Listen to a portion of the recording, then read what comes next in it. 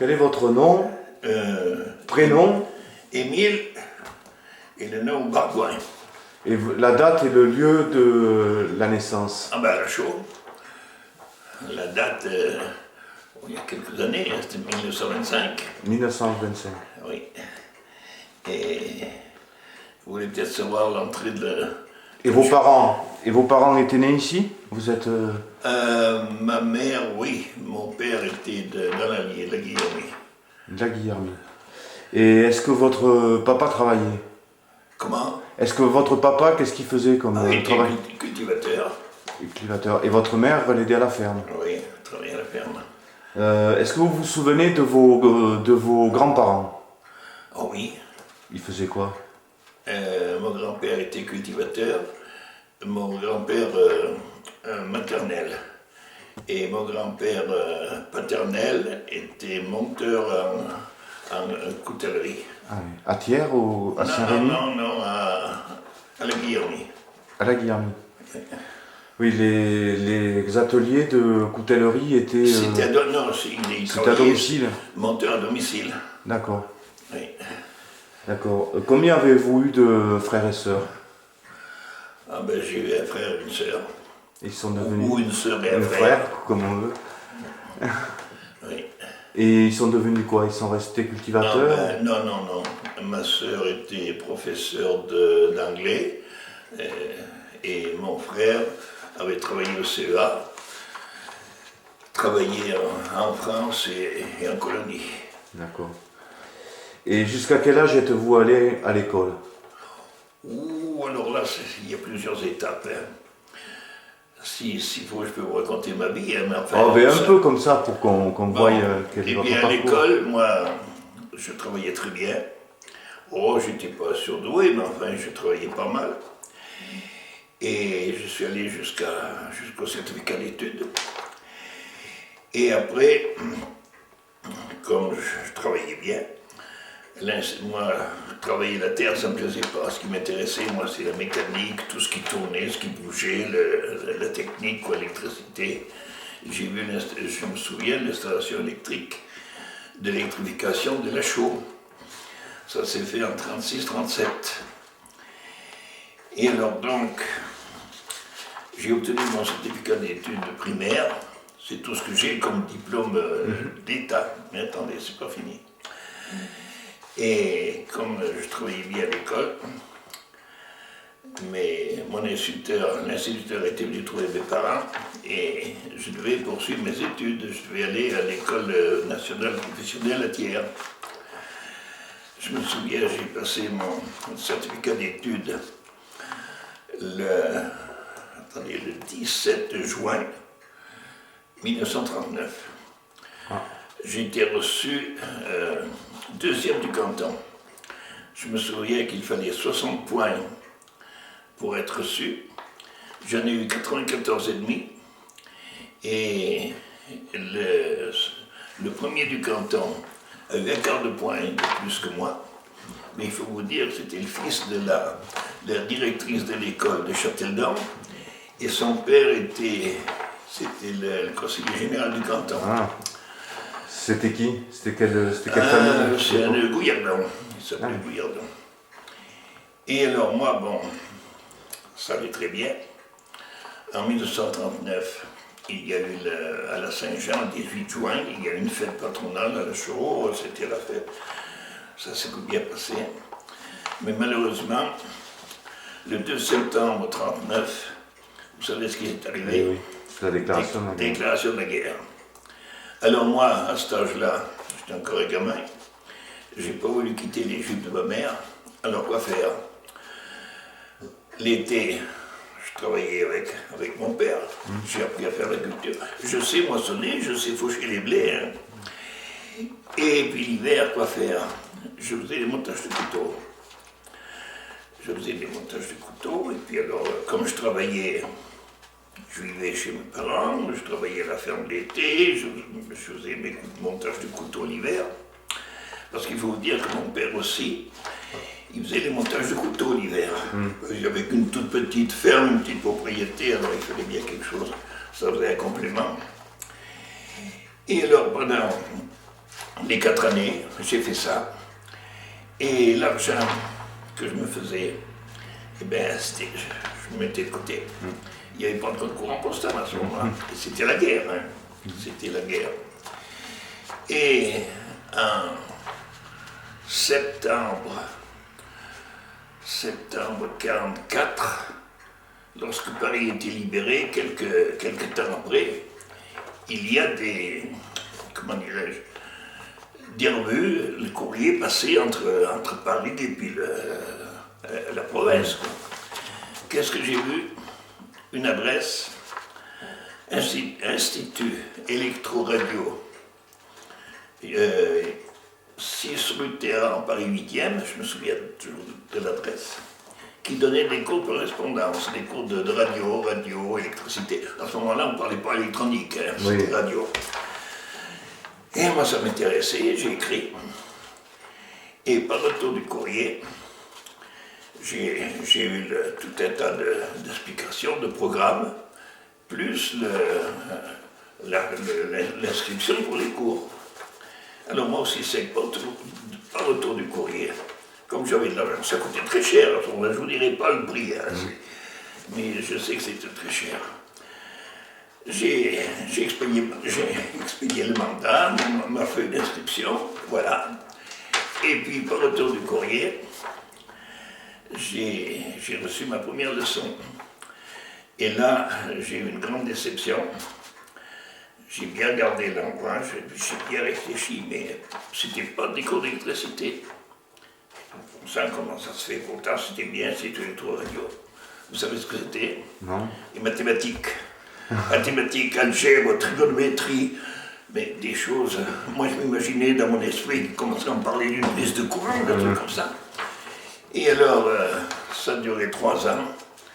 Toutes les semaines, je recevais des leçons avec questionnaire, il fallait que je réponde. Alors, par retour du courrier, alors du coup, j'ai arrêté de faire le montage du couteau. Je faisais que mes leçons. Et puis ça a bien marché, et puis au bout.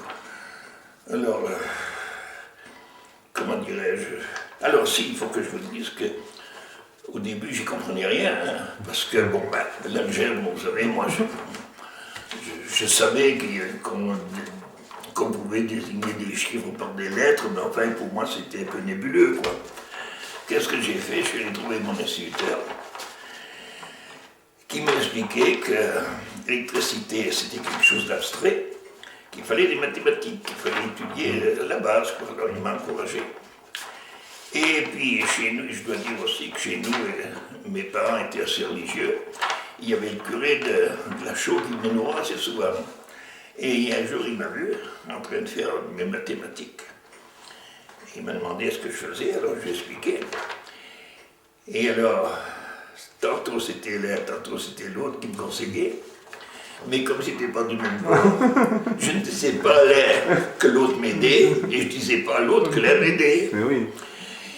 Et ma foi, ça a bien marché, alors, mais c'était quand même compliqué. Hein. Oui, j'imagine. Mais je suis allé jusqu'au bout.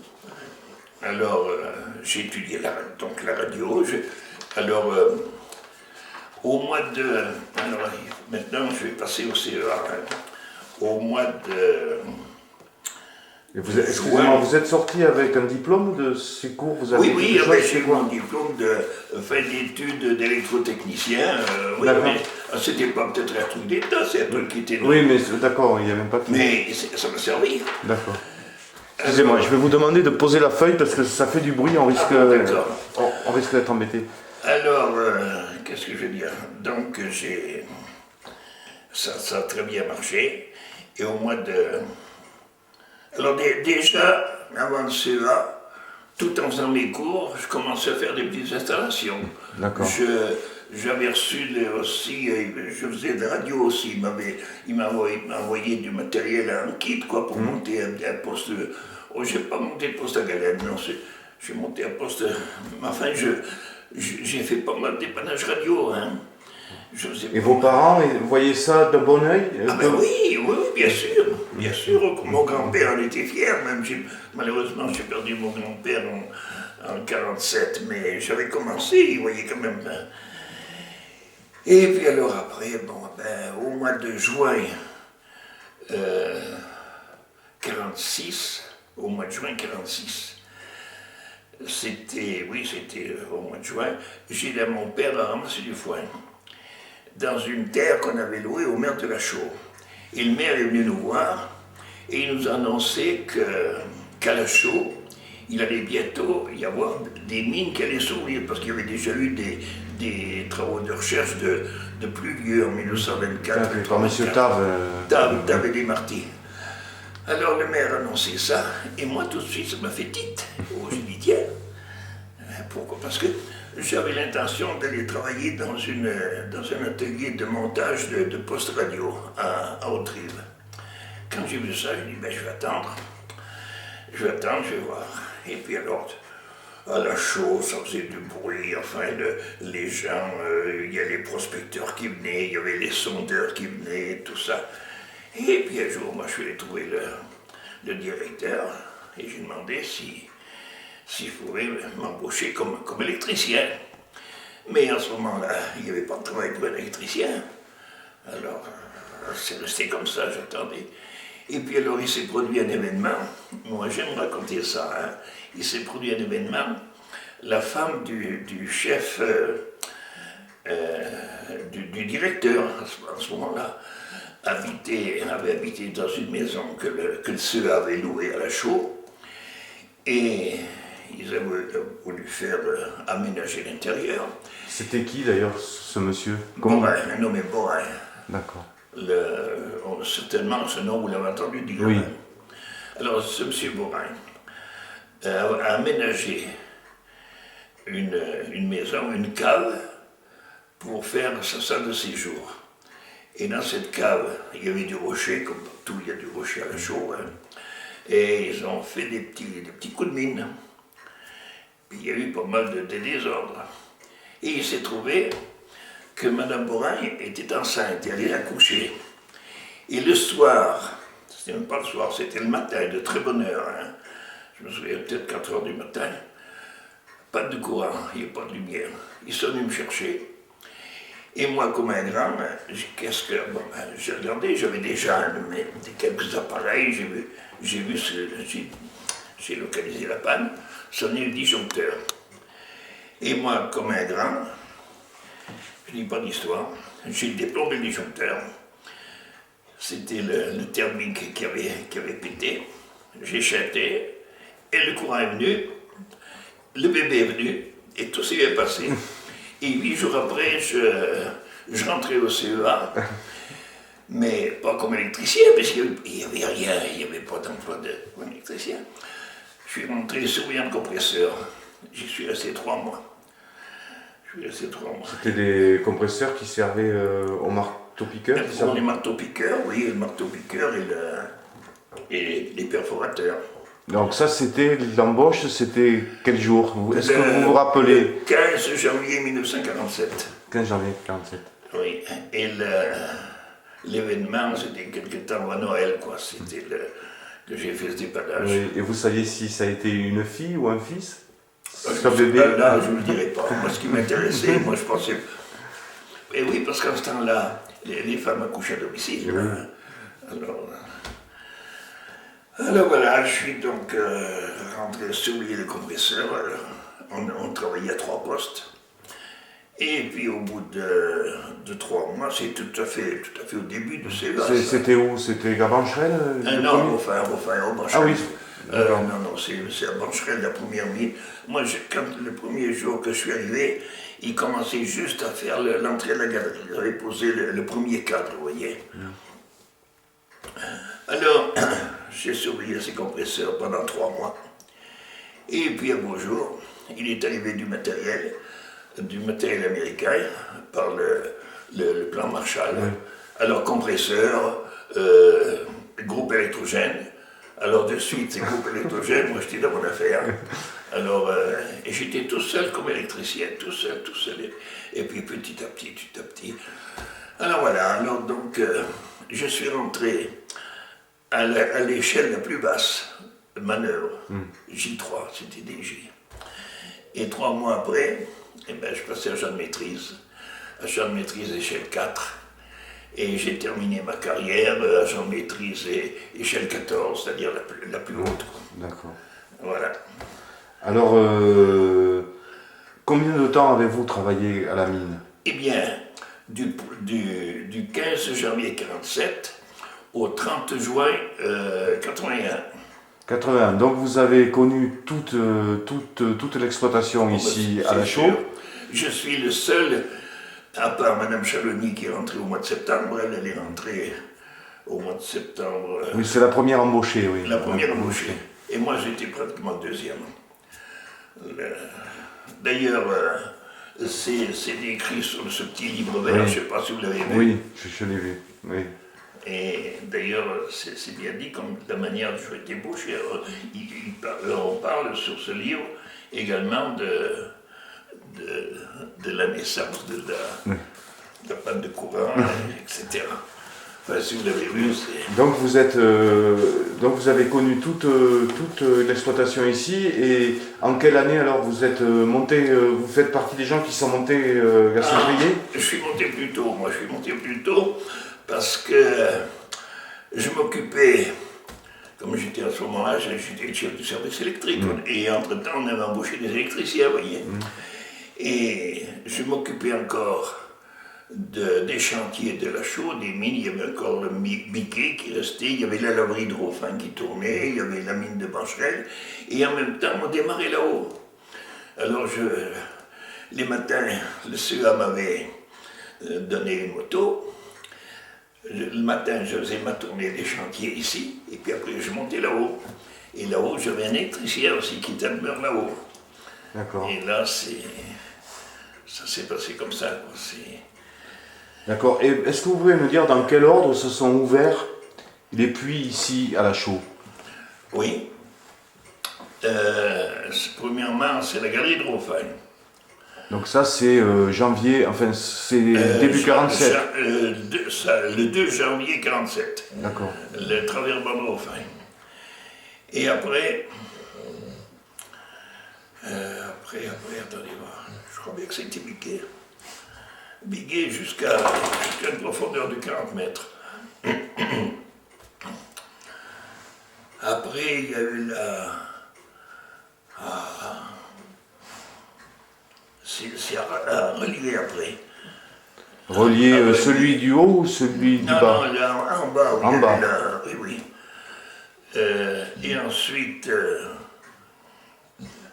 on a fait une galerie de Hydrofin à l'étang de Relier, en même temps qu'on commençait le fonçage du puits de Relier. D'accord. Et les Bancherel a été ouvert en dernier. D'accord. Le puits de Bancherel. Et Gagnol? Ah, il y a eu Gagnol aussi, oui. Gagnol, il y a eu un petit travers-bar et un puits de... Mais là, je ne peux pas vous dire dans quelle année ça s'est passé. Quand vous dites travers-ban, c'est-à-dire que c'était une galerie qui descendait? Non, c'est une galerie horizontale. Horizontale? Oui. Sans puits? Sans puits. Directement dans le filon? Dans le filon, oui, il faut rechercher le filon. Mais moi, je vous dirais qu'en matière de mine, moi, ce qui me concernait, moi, c'est parlez-moi de kilowatts, parlez-moi de... Là, je serais plus à l'aise. Alors, écoutez, on va parler un petit peu de technique. Combien, par exemple, à Rofin, c'était la plus grosse, oui. Elle est descendue à 120 mètres, c'est ça? À l'étang de Relier. C'est à l'étang de Relier, c'était à moins 120. 120 mètres. Oui. Et pareil, alors, expliquez-moi un peu ce qu'il y avait comme équipement électrique. Eh bien, à Rofin, au début, on a travaillé avec un groupe électrogène. On avait un groupe électrogène de 60 kVA pour démarrer.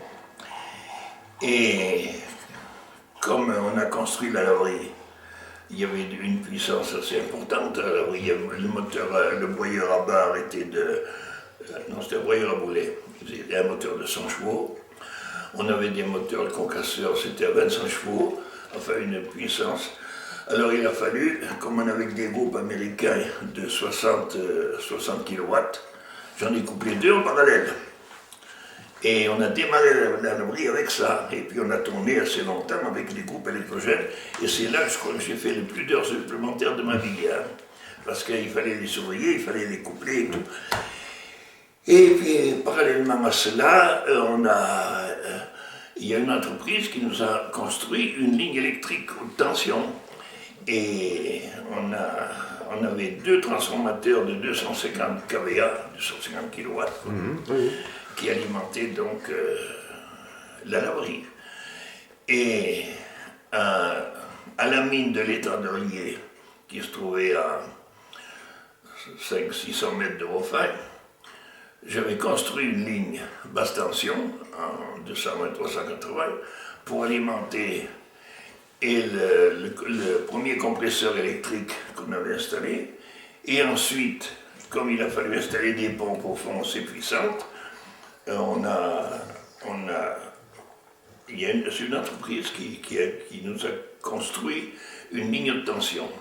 Parce que les lignes de tension, c'est pas notre sort. Hein. Il fallait faire ça sur des poteaux en béton. Alors donc, à l'Étendelier, il y avait un transfo de 250 kW.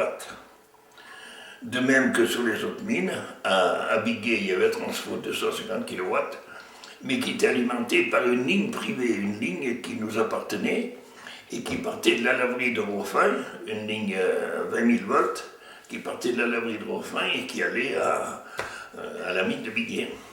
D'accord. Et dans les puits, il y avait quoi comme équipement électrique Dans les puits, il y avait des pompes, pompes et les ventilateurs. Il y avait les ventilateurs aussi. Mais à de la lumière un peu, vous installiez un peu de lumière ou non, ou tout se faisait à la lampe? Non, c'était la lampe. Non, il n'y avait pas de lumière. Il n'y avait pas de lumière. À Saint-Priest, là-haut, oui, mais à la chaude, non. Non, il n'y avait pas eu d'équipement. Par contre, alors à l'Étendelier, on avait 2 pompes de 26 chevaux pour assurer l'exor. Ah oui, j'ai quelque chose à vous demander. L'exor, ça s'écrit comment et ça veut dire quoi en fait? Exor, ben ça vient de comment dirais-je, exor, ça veut dire exaucer, quoi. Ça veut dire monter. D'accord. Et ça s'écrit X H E R. Oh, je l'écrirai, mais comme ça, exor. Mais tenez, écrivez-le que je. Ah, il faut le décapuchonner. Tant qu'à faire, oui.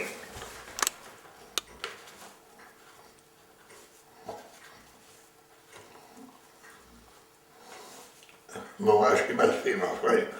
Oui. D'accord, exor. D'accord, je comprends mieux. Et alors, il y a eu, techniquement aussi, je voulais vous demander, la laverie à Rofin a commencé par un tri mécanique, c'est ça, si j'ai bien compris? Oui, mais des tabascos, un triage mécanique. Voilà, qui correspondent à peu près, on peut comparer ça à l'orpaillage en fait. C'est ça, comme si elle l'abattait, et là c'était des tables vibrantes. D'accord. Et tous les concasseurs, vous parliez de concasseurs à barre, de concasseurs à... Ça c'était pour casser tous les cailloux, pour mettre le minerai, quoi, sous forme de sable, quoi, le plus fin possible. Le plus fin, le plus fin possible. Et après c'est devenu une laverie chimique. Oui. Alors est-ce que vous avez l'année de ça? Est-ce que vous savez à peu près le principe? Est-ce que vous avez je sais que l'année c'était vers les années 1950, je crois 50. Oh, ben c'est indiqué là-dessus. Ben, je le trouverai. Je le trouverai, c'est indiqué là-dessus. Et le traitement, ben, c'était l'uranium, le minerai d'uranium est dissous à l'acide sulfurique et ensuite recristallisé à la chaux. Mais alors là, c'est le gros, moi vous savez, je suis pas... On commençait d'abord à l'acide. Oui. D'accord, et après on mettait donc une base, une solution basique pour faire remonter le pH, alcaline, pour recristalliser. Oui. Et donc l'uranium sortait, alors ça se faisait comment? Dans des cuves? Alors là, vous savez pas. Parce que ça, vous savez, moi, j'avais assez de boulot à m'occuper de ce qui me concernait. Et donc à Saint-Priest, vous avez continué l'installation électrique des bois noirs? Oui, alors à Saint-Priest, ça a été un peu spécial aussi, parce que Saint-Priest, où la mine se trouvait, c'était au milieu des bois noirs. Il n'y avait absolument rien. Le premier groupe électrogène, la première lampe qui a brillé là-haut, c'est moi qui l'ai installée. Le premier groupe électrogène, c'était un groupe de 10 kW, minuscule, vous voyez. Oui. Ensuite, tout de suite, quand on a commencé les travaux, on a reçu un groupe de 120 kW. Ensuite, un deuxième, un troisième. Et puis après, il y a une entreprise qui nous a amené le courant haute tension. On a fait une plateforme. On a installé un transformateur de 250 kW, ensuite un deuxième, un troisième, un quatrième. Et puis après, quand on a vu la richesse, d'ailleurs, de toute façon, vous avez ce livre-là. Oui.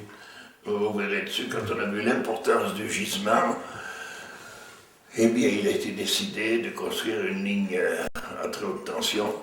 On a construit une ligne à 60 000 volts, 63 000. Et là, vous travaillez sous les ordres d'un ingénieur. Il y avait une hiérarchie au-dessus de vous au niveau Oui, électrique. bien sûr, il y avait l'ingénieur. Non, il n'y avait pas d'ingénieur électricien là-haut. Il y en avait à Limoges qui venait nous voir assez souvent, au MAC. Donc c'est vous en définitive qui preniez tout sur vous de... Je ne voudrais pas vous dire oui, mais c'est... Oui. Et vous savez que j'en ai fait des heures supplémentaires là-haut. Et j'en ai passé des nuits. Alors est-ce que vous êtes allé au fond? Est-ce qu'il vous est arrivé d'aller au fond? Au fond de la mine? Oui. Ah mais bien sûr, partout, même à l'état d'Ornier. Bon, et Même, alors, même à Rofin. est-ce que vous vous souvenez du premier jour au fond, le premier jour où vous êtes descendu? Est-ce que vous... Mais le premier jour, je n'ai pas pu descendre parce qu'il n'y avait ni puits ni galerie. Oui, mais il y a bien un moment où vous êtes, allé au fond. C'est-à-dire, j'ai vu avancer la galerie tout doucement, mètre par mètre, jour par jour, on allait un peu plus loin.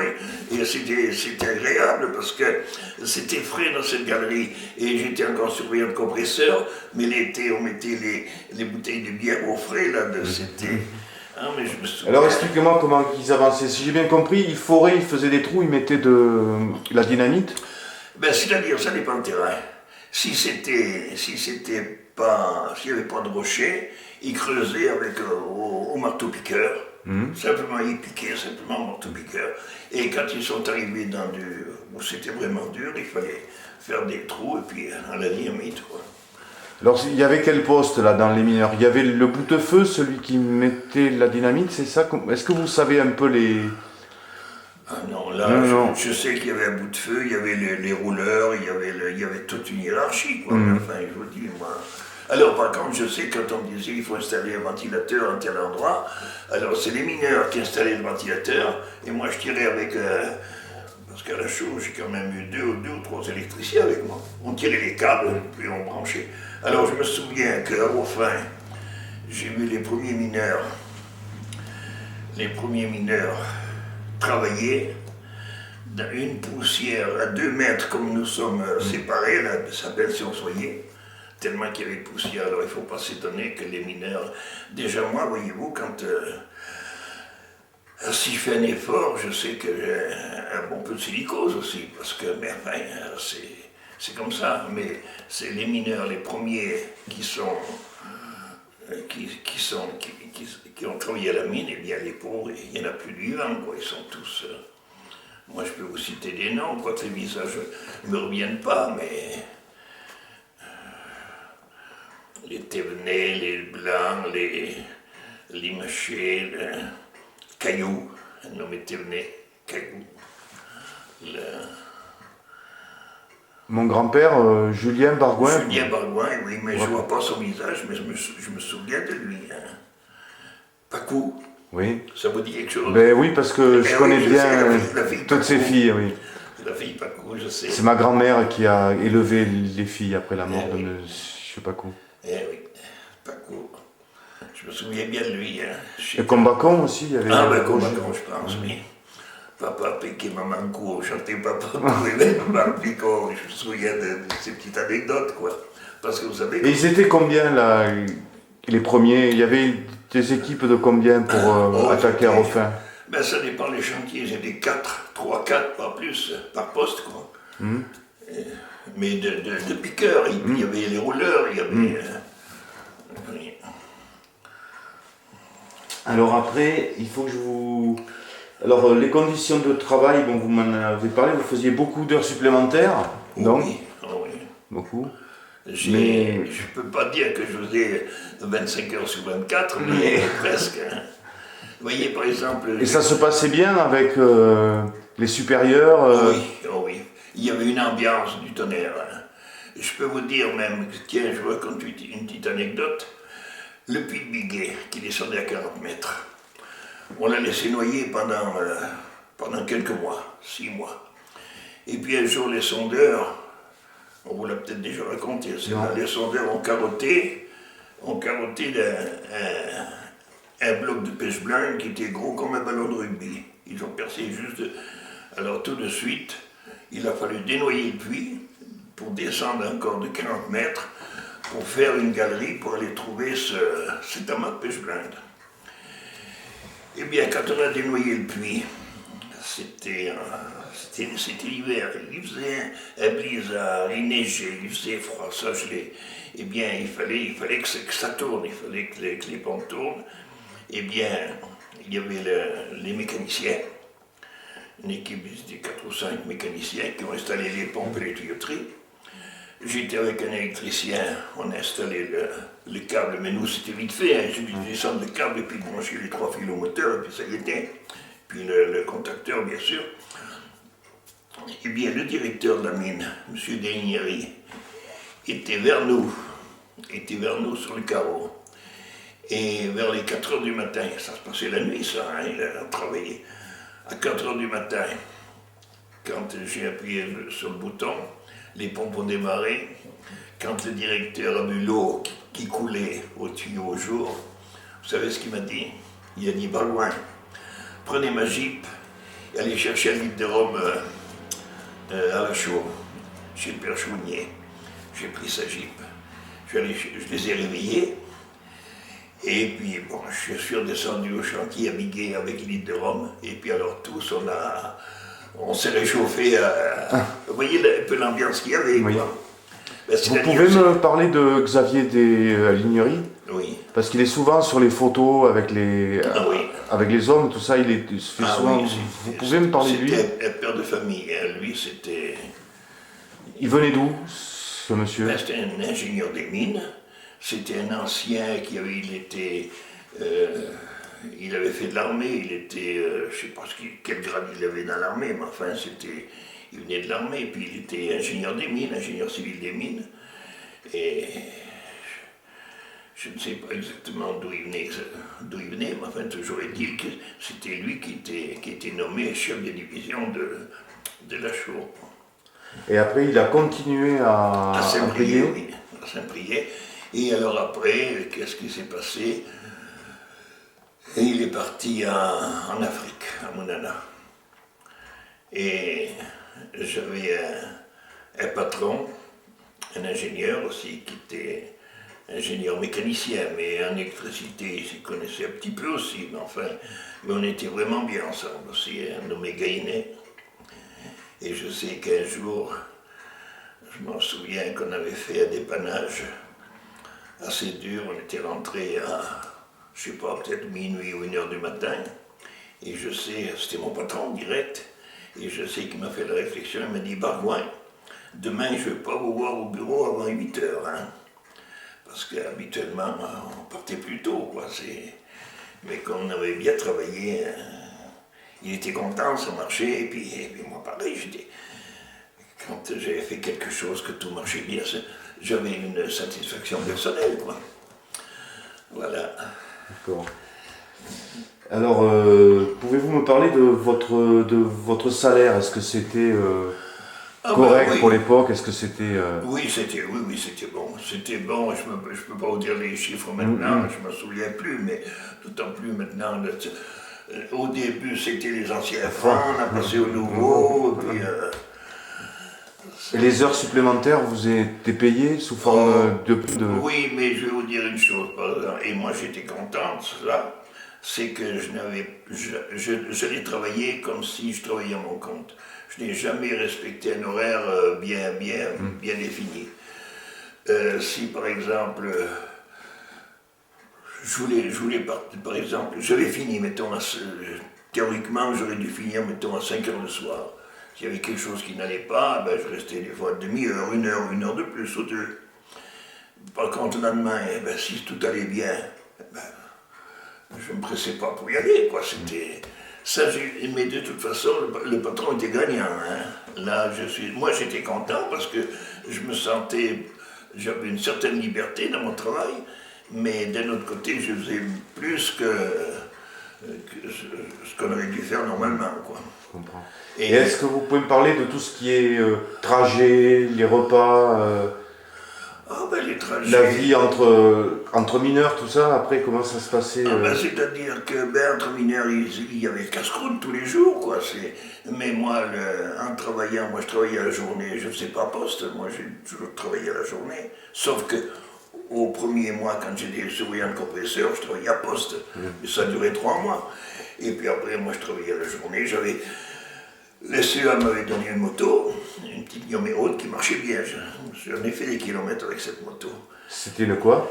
Comment? C'était quoi comme moto? Comme moto, c'était une 125 numéro 1. Mais sélecteur au pied, et puis j'en ai fait. Et puis alors, je l'ai usé cette moto.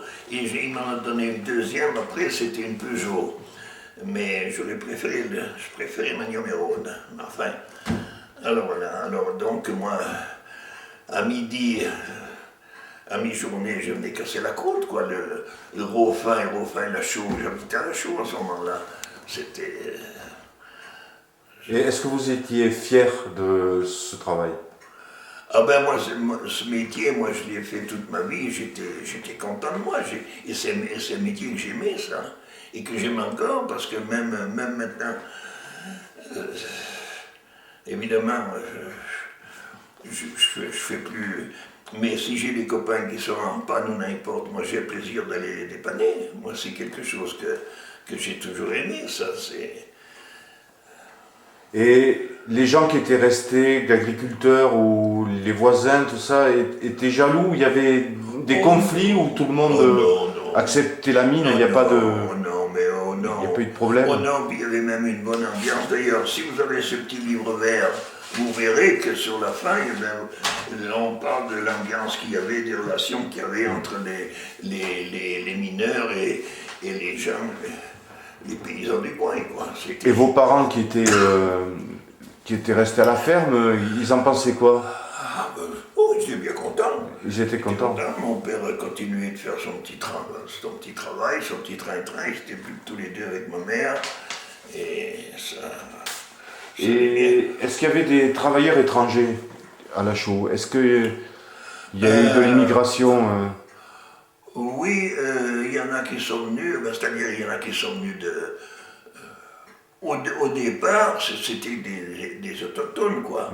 Mais par la suite, il y en a qui sont descendus qui sont venus du Nord, des houillères, des étrangers. Si, il y a des Espagnols, par exemple, qui étaient venus suite à la guerre d'Espagne, qui s'étaient réfugiés en France, et puis qui sont rentrés à la mine. Il y en a un tel qu'un nommé Péris, là, qui était mécanicien, et ben c'était un Espagnol, quoi, qui travaillait à la mine. Des Polonais? Vous envoyez des Polonais? Polonais, non, à la Chaux, je n'ai pas eu de Polonais. À Saint-Priest, là-haut, après, oui, il y a eu des Polonais. Mais...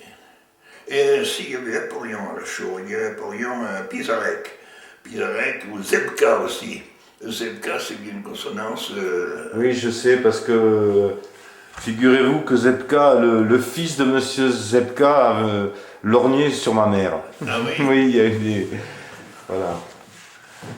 Et est-ce que vous aviez... alors vous travaillez au jour, mais est-ce que vous aviez conscience des dangers de la mine, de la radioactivité, de la silicose, de... La radioactivité, non. Non. Nous, ce que j'avais conscience, c'est des accidents ou des catastrophes qui pouvaient arriver. Hein. Je crois que l'autre jour, on en a parlé un petit peu à la mairie, des accidents qui ont failli nous arriver. Et il y a une chose que j'ai oublié de parler. Heureusement, on aurait pu avoir une grosse catastrophe. Je vais vous expliquer. À Saint-Priest là-haut, un autre puits faisait 450 mètres. Au niveau 200, on avait... Oh, mais attendez, je crois bien que je l'avais fait. J'avais fait un petit schéma. Parce que c'est pas la première fois que j'explique ça, voilà. Écoutez, on va le montrer à la caméra. Oui, mais... Hop là. Mais gardez-le vous. Alors, vous avez le puits ici. Vous voyez, vous avez un puits. Attendez, parce que je suis pas un grand cadreur. Mais Voilà. le dessin, il est mal fait, mais je comprendrai. Alors, on avait le puits qui descendait à 445 mètres. Oui. Ça s'est passé au niveau 200. Alors, on avait une voie qui venait ici, qui allait vers un cul-de-sac, ça n'est pas plus loin. On avait un aiguillage ici, qui allait direction du puits. Et dans cet aiguillage, cette voie, servait pour sortir les berlines ou remettre les berlines dans la cage, dans le puits. Et l'aiguillage était ici. Et un beau jour, il y a un mineur. On avait un locotracteur électrique qui s'appelait, le type c'était le TMA 25. C'était un locotracteur de 25 chevaux électrique sur batterie. La batterie de ce locotracteur faisait 3 tonnes. Le tracteur par lui-même, le moteur, faisait bien presque 3 tonnes aussi. Et derrière, il y avait une dizaine de berlines. Et un jour, il y a un mineur qui a voulu déplacer le train, mais qui a su mettre le moteur en route, mais qui ne savait pas l'arrêter. Heureusement, l'aiguillage était fait direction cul-de-sac. Si, par malheur, l'aiguillage avait été fait côté cage, vous voyez ce que je veux dire, eh bien, le tracteur, avec les 10 wagons, enfonçait la porte du puits et ça descendait tout au fond à 200 mètres de profond. Alors là, ça c'était une catastrophe terrible. Alors là, on a eu une chance inouïe. Alors maintenant, vous savez, les autres accidents, j'en ai parlé un petit peu l'autre jour à la mairie, là. Il y en a eu pas mal d'accidents qui ont été évités de justesse, quoi. Voilà. Et la silicose, est-ce que vous étiez... Est-ce qu'on vous avait parlé de la silicose quand vous êtes rentré en 47, tout ça? Non, absolument pas. Même l'ingénieur non, on parlait des ligneries Non, ni de silicose. C'était Borin, le premier patron, le premier directeur. C'était Borin, et après il y en a eu d'autres aussi. Il y a eu... non, mais le comte, et puis après c'était des ligneries. Mais on parlait ni de silicose, ni de radioactivité, tout ça. La radioactivité, nous, on savait que c'était très très faible, quoi. C'était... Et en quelle année on a commencé à mouiller, à ventiler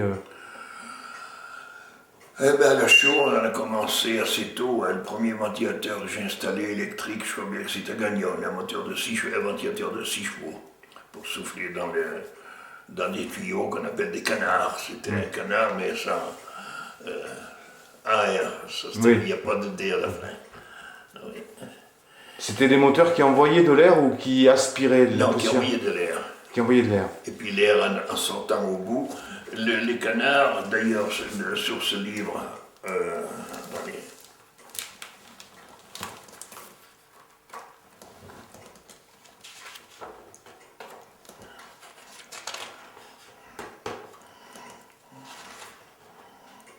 Non, c'est brillant. Voilà.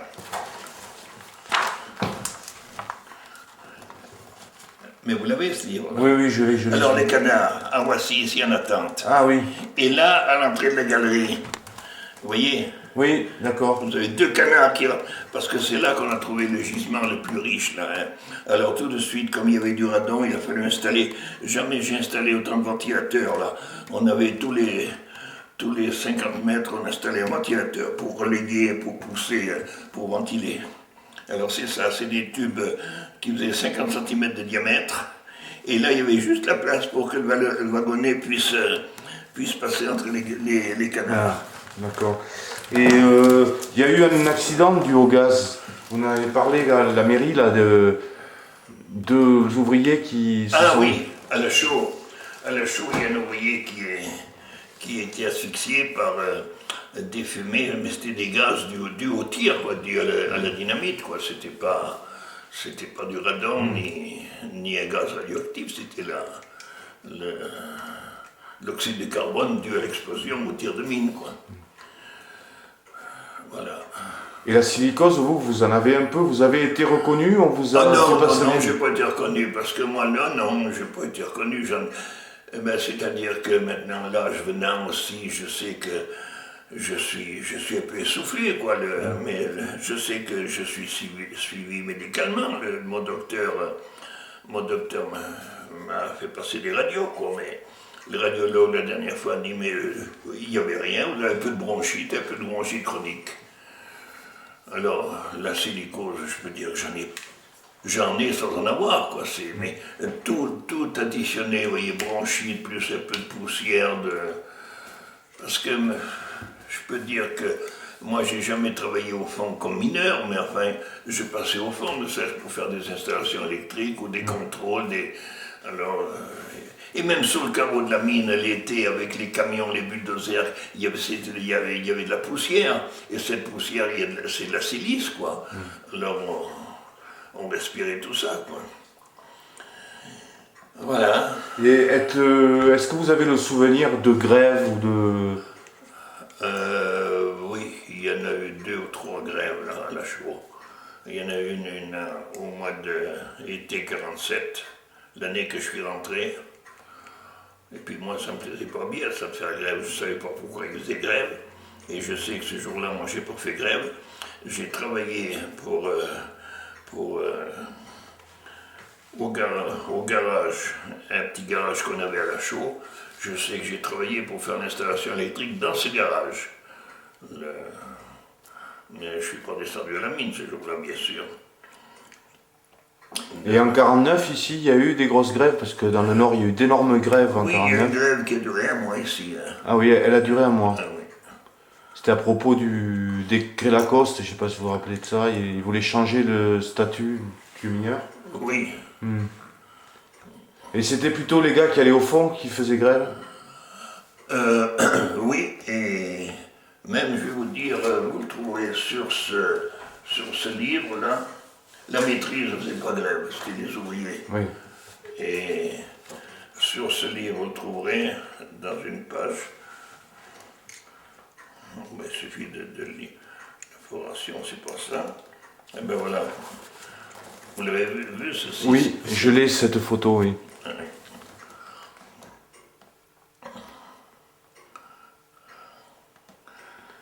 Et est-ce que vous vous êtes marié? Ah oui, je me suis marié. Alors comment vous avez rencontré votre femme? C'est-à-dire, on avait été à l'école ensemble, on se connaissait depuis tout le temps, quoi. Et je vais vous dire une chose d'ailleurs, ce qui m'a aidé à réussir mes cours, mes études si l'on peut dire, c'est qu'elle n'était pas pour travailler la terre aussi. Et comme l'amour fait faire bien des choses, moi comme je tenais à elle, eh bien j'ai travaillé vraiment d'arrache-pied pour réussir mes cours d'électricité. Et vous avez eu... D'ailleurs, pardon, le 8 mai 1945, le jour de l'armistice, le jour de la fin de la guerre, Oui. à 2h du matin, mes copains, j'avais 20 ans, à ce moment-là, 45, mes copains de la chaux, les jeunes, sont venus me chercher à la maison pour aider à sonner les cloches. C'était la fin de la guerre, toute la nuit on a sonné les cloches. C'était 2h du matin, j'étais en train d'étudier les transformateurs, je n'étais pas couché, vous voyez. C'est pour dire que j'y tenais à... D'ailleurs, mes cours, je peux vous les montrer, je les ai ici encore. Et vous avez eu combien d'enfants, votre femme? Comment? Vous avez eu combien d'enfants? 3 filles. 3 filles. 3 filles, que des filles. Et est-ce que vous leur avez parlé de tout ça, de la mine, est-ce que oui. vous les... Oui. Oh ben bien sûr, et puis elles ont grandi avec la mine jusqu'au moment où elles se sont mariées, quoi. Ouais. Et des petits-enfants aussi? Ah oui, j'en ai 7. 7. 7 petits. Et à eux aussi, vous leur avez parlé un peu de la mine, de ce que c'était? Aux petits-enfants, oui, un petit peu, mais enfin, ils sont... Vous savez, pour eux, c'est un peu vague tout ça, la mine. Ils savent que oui, qu'il y avait une mine, que c'était à la mine. Mais enfin, c'est... Et vous pensez quoi de votre parcours Ah ben, C'est une belle histoire quand même. je dis que c'est une belle histoire, et puis c'est quelque chose qui ne peut plus se reproduire, c'est pas possible. Il faut espérer que ça ne se reproduira pas, parce que s'il n'y avait pas eu la guerre, eh ben, ça ne serait pas déroulé comme ça, ma carrière. Puisque c'est à la suite de la guerre que j'ai pas pu continuer mes études, que je me suis mis à faire du montage à domicile, du travail à domicile, ce qui m'a permis de payer mes études, mes cours par correspondance. Mais si je vous disais... Puis alors, il y a des tas de choses qui se sont imbriquées les unes dans les autres. Vous voyez, quand la mine a démarré, ici, ben les ouvriers, ils avaient tous pas mal d'argent. Et ils voulaient se moderniser. Ils achetaient des postes de radio. Moi, j'avais un copain qui était radioélectricien à Guillaume. Un copain qui était d'ailleurs venu à la noce de mes filles, là, c'est pour dire qu'on se fréquentait bien. Et quand des mineurs voulaient un poste de radio, ils me le disaient, moi je passais un coup de fil à mon copain, et il me montait des fois 3-4 postes de radio. Et comme c'était alors, j'installais ces postes, mais comme c'était en 1945, juste après la guerre, eh bien la qualité du matériel, les postes, les transformateurs, c'est le bobinage en aluminium. Les condensateurs, souvent ils claquaient. Les lampes, c'est les postes à lampes, il n'y a pas de transistor à ce moment-là. Alors, je vendais des postes, mais sans bénéfice, c'est comme ça. Et le plaisir, après, c'est au bout de quelques temps, tu dis non, mon poste est en panne, mais je lui apporte là. Alors le soir, je dépannais les postes, vous voyez. Mais alors moi, je prenais plaisir. Et puis alors ça, pour moi, j'avais plaisir, je ne sais pas comment vous dire, mais par exemple, des fois, il y avait des pannes qui étaient assez coriaces. Hein. Des fois, je travaillais, je m'étais outillé pas mal. J'avais les appareils analyseurs et tout là pour dépanner. Eh bien, le plaisir, c'est que si par exemple je séchais pendant 1 heure ou 2, d'un seul coup, clac, ça y est, je trouvais la résistance avait changé, elle était claquée. J'en mettais le poste marché. Ça faisait, vous voyez, j'étais content, c'était un plaisir. Quoi. Et vous avez suivi l'évolution des transistors, les circuits intégrés non, alors là, j'ai abandonné totalement. J'ai abandonné totalement parce que, je vais vous dire que j'avais assez de travail sur l'électricité industrielle, que je ne pouvais plus, alors, étant donné que je suis monté là-haut, et puis alors, ici, j'ai failli avoir une histoire une fois, là. J'ai failli avoir une histoire, il y a un monsieur qui est venu à la maison, où j'habitais ici, là, qui dit, enfin, m'a dit, monsieur Bargoin est là? Elle dit, non, il travaille. Ah, mais il travaille. Elle dit, oui, il travaille à la mine. Mais il dit, mais il n'a pas un atelier chez vous, il ne travaille pas. Ah, ma femme a dit non. J'avais été dénoncé, et vous savez, il y a toujours des... Et c'était un type qui cherchait, il croyait que je faisais du travail au noir chez moi, quoi. Alors donc, du coup, j'ai laissé tomber tout ça.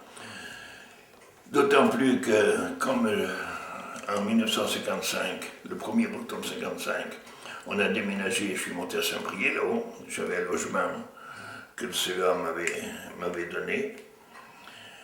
Et là-haut... Vous êtes monté avec toute votre famille Ah oui, avec ma femme, oui. La femme et les filles. Ma fille aînée avait 6 ans, la deuxième avait 5 ans. Et elles allaient à l'école sur place, là-haut. Et tout allait bien. Et alors, bien sûr, après, Ça c'est sûr, quoi, que moi je connaissais personne là-haut, mais les gens, au bout de 15 jours, ils me connaissaient. Et je sais qu'un jour, il y a un monsieur qui est venu à la maison, il m'a dit, monsieur, il me dit, voilà, j'ai une scierie, j'ai un ennui, je ne peux pas toucher le banc de scie, le chariot, ça pique.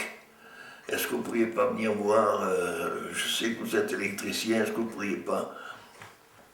Oh, ben j'ai dit, je vais y aller. C'était au village Pion, qui avait déjà une pas trop bonne réputation. Enfin, voilà votre dame qui arrive.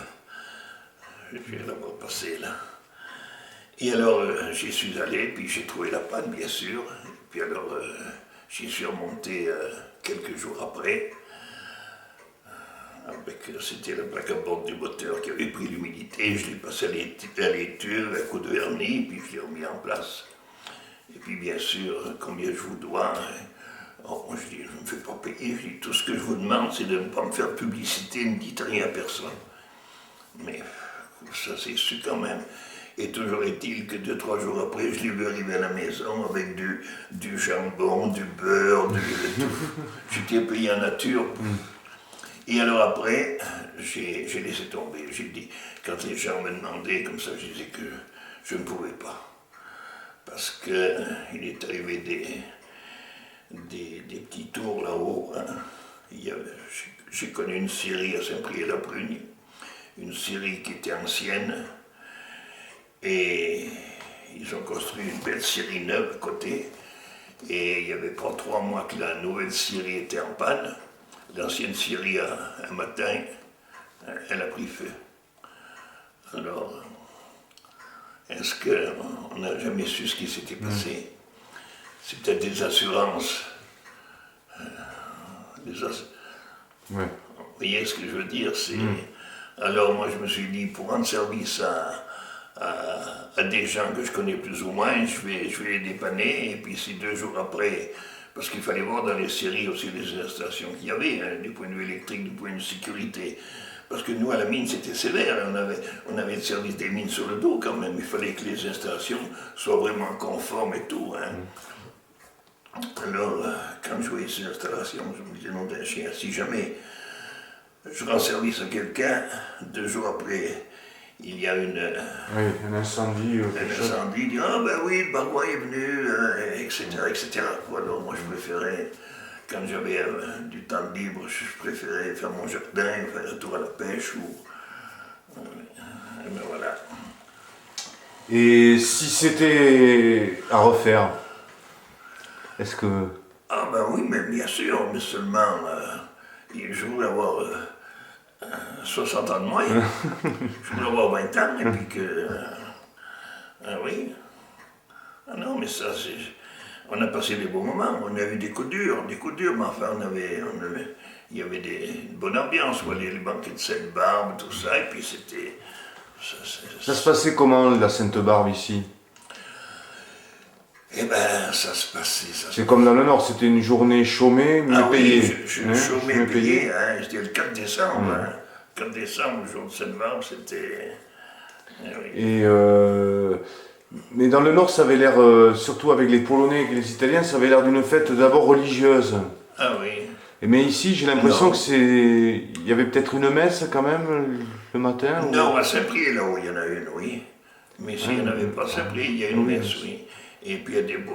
Et vous aviez qu'une Sainte-Barbe, vous aviez fabriqué qu'une Sainte-Barbe, une statue? Non, vous n'aviez pas fait ça. Non. Donc il y avait un banquet, Oui. à midi, si j'ai bien compris. À midi qui se prolongeait jusqu'à... Oui, j'ai vu les menus. Ah oui. Oui. Et le soir, il y avait un bal. Il y avait un bal. Et... Ça devait être dur le 5 décembre pour reprendre le boulot. Oui, alors là, je vais vous raconter une anecdote. Il y avait la machine de l'étendelier qui était en panne. Il fallait qu'on la dépanne le lendemain. Le 5 décembre. Et le soir, je sais que il y avait le monsieur Dignery, le chef mineur, enfin les ingénieurs, tous étaient... Il n'y avait pas de hiérarchie respectée, on était tous des copains. Et je sais que moi, je me souviens, à 1h du matin, 1h ou 2, j'avais bu un petit coup, je n'étais pas le seul. Et M. Deslignery, c'était M. Deslignery, oui, je disais, j'avais envie de faire un discours. On me l'a répété par la suite, je voulais faire un discours. Et puis, ça se passait, oui, à cette heure-là, c'était 1h du matin. Et puis finalement, on a bu un coup de plus, et puis allez, on est parti. Et à 8h, eh bien, on est descendu à l'étang d'Orly et je suis allé faire le dépannage le matin. Mais c'était un peu brouillé quand même. Hein. Mais on en a passé des beaux moments, quoi. Voilà, ben, je crois que je vous en ai dit pas. Ah ben oui, écoutez, merci beaucoup. Vraiment, c'était un bon moment. Merci.